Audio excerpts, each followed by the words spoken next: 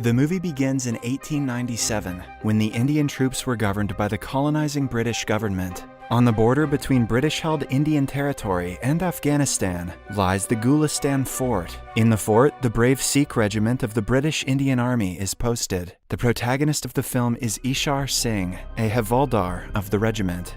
One afternoon, Ishar and his fellow soldiers are patrolling the border when they hear a woman's cry. On the other side of the border, a group of Afghan tribesmen is about to kill a married woman because she refuses to accept her husband, who has been chosen by her family without her consent.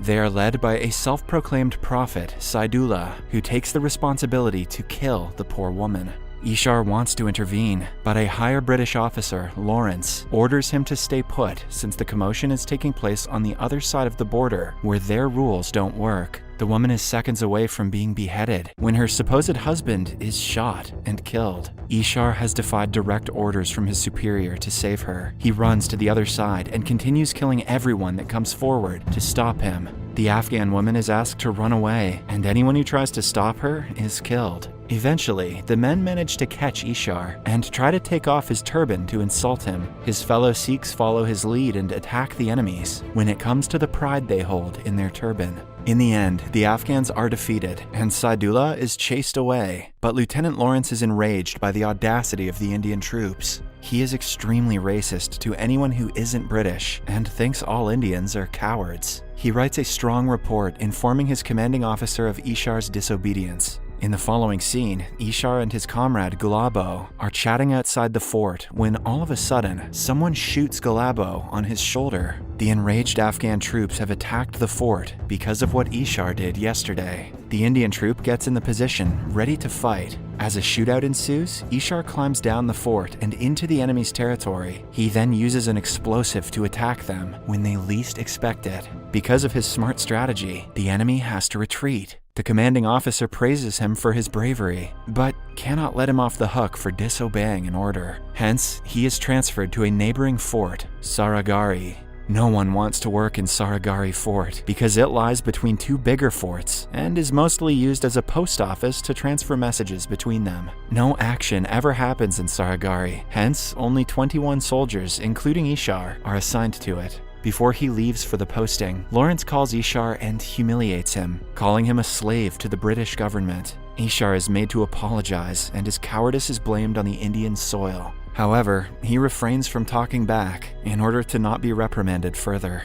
The next day, Ishar sets off for the new fort. On the way, the Afghan woman he saved approaches him. They do not understand each other's language, but Ishar figures out that she is thanking him for saving her life. He accepts a sweet dessert from her before continuing the journey. Upon reaching the fort, he is welcomed by Corporal Lal and his assistant, Gurmukh Singh. Ishar is shocked at how young Gurmukh is, as he is only 19 years old and knows more English than anyone else in the fort. Since Ishar arrived quicker than everyone else expected, he finds the rest of the troops watching two roosters fight. No one is in their uniforms or is following the rules a soldier must abide by. On seeing Ishar, they stand in a line, but fail to impress him. He berates the troop for being a shame to the entire Sikh community. As punishment, they are asked to wrestle each other, while the roosters watch them and are not allowed to stop until the animals say so. One of the soldiers inquires how a rooster will speak and is made to run around the fort for asking a stupid question. Ishar then keeps Lal to oversee the punishment. The soldiers wrestle for the rest of the day, while one of them continues making rounds of the fort. Hours later, Ishar finds them joking around and singing. When asked why they stopped, Lal claims that the roosters asked them to. They were making a noise that sounded like cook. Hence, the troop thought they were British roosters who wanted to be cooked, and did what the animals said. Ishar holds his laugh and punishes Lal for not doing his duty properly. He is asked to starve for the next week. His fellow soldiers take a stand and claim that they will also be punished alongside Lal, since he is their comrade. Ishar allows it and continues torturing the group for the next 2 days. During this time, we find out that all 20 of the soldiers have family back home who they are hoping to see soon. One man's father has worn the same shoes his whole life, so he is getting a pair of shoes ready to give to him as a gift. Another man is a father himself, whose wife just sent him a letter with the handprints of his month-old daughter. Similarly, there are people who have been oppressed because of their social class, and the ones who miss their mothers dearly. After 2 whole days of not eating anything, the soldiers start to complain. Ishar feels bad for them and allows them to end the punishment early. However, a soldier named Chanda retaliates, saying that they do not need pity from Ishar. He doesn't like Ishar and thinks he is a servant to the British. The cook named Dad reveals that Ishar also hasn't eaten for the past 2 days and asks the soldiers to decide what they want to do accordingly. When they ask Ishar why he punished himself for their mistake, he replies that he wouldn't dare to eat when his comrades are starving.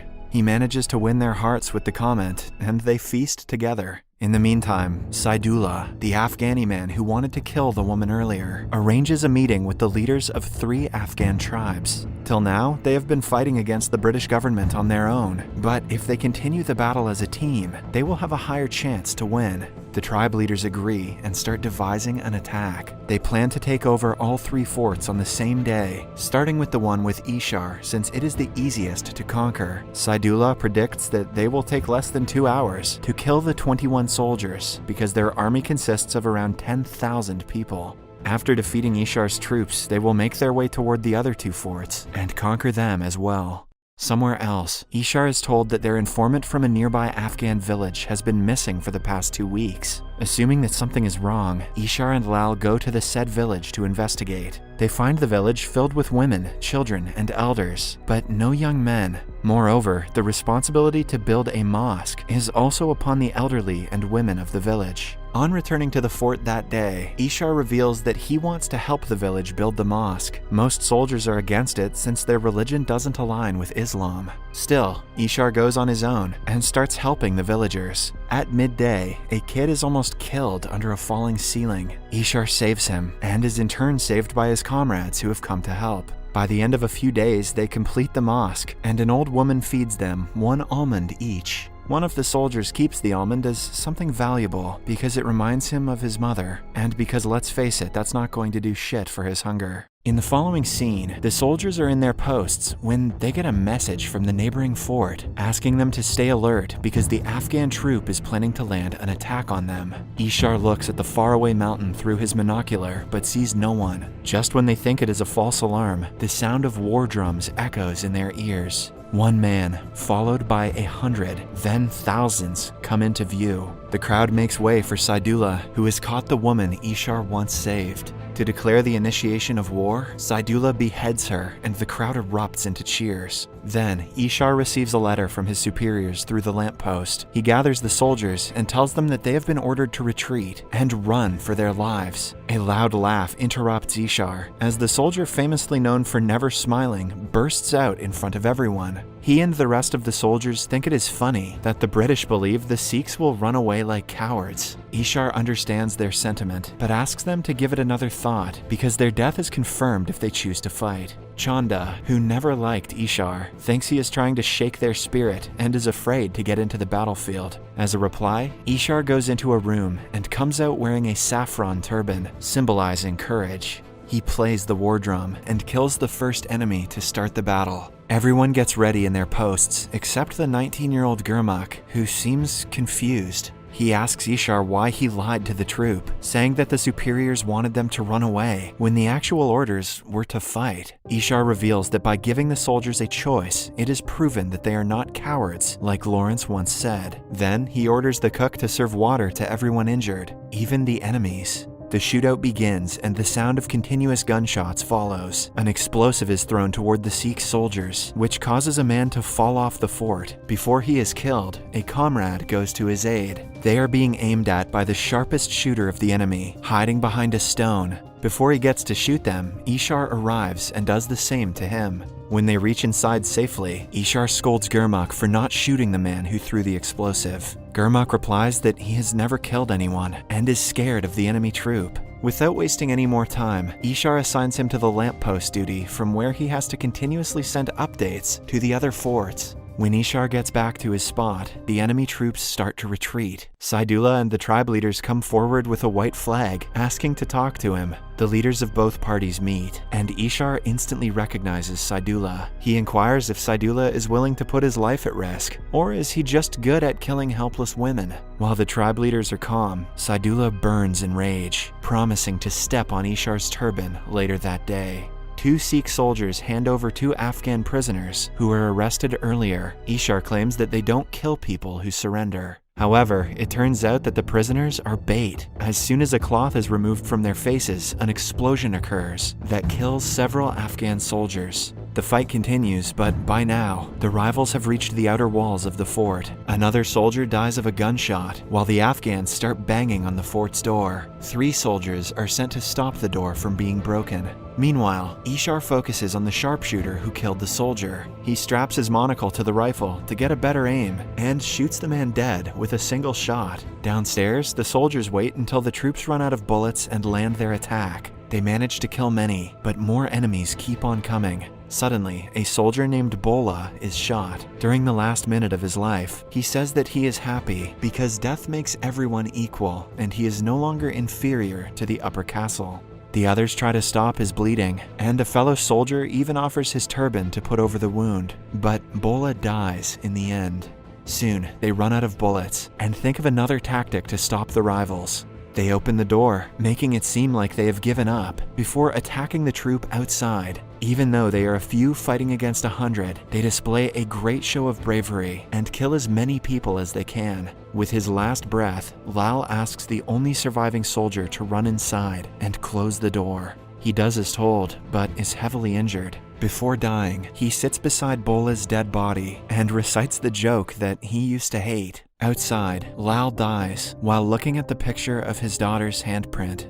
In the meantime, several dead bodies have piled up beneath the wall. The Afghans use the bodies and ropes to climb up the fort. The first few men are defeated, but then more start climbing and killing. Ultimately, the last comrade also dies when he pushes himself and a bunch of Afghans off the wall. He also detonates an explosive, killing many right before his death. Now, only Ishar, Gurmukh, and Chanda are left out of the 21 soldiers. Ishar orders them to stay upstairs in the lamppost while he fights the entire army on his own. The enemy finally gets into the fort and is welcomed by the leader. The first person to attack him is sliced through his stomach, which sends the others behind him into a frenzy. Ishar is surrounded, but he fights like a beast and stands in the battleground for several minutes against a horde of enemies. Suddenly, he stops when he sees the man he is about to kill is a young boy. Someone shoots him in the shoulder, which weakens him, but not his spirit. Chanda also joins him in the fight and is killed with several knives in his body.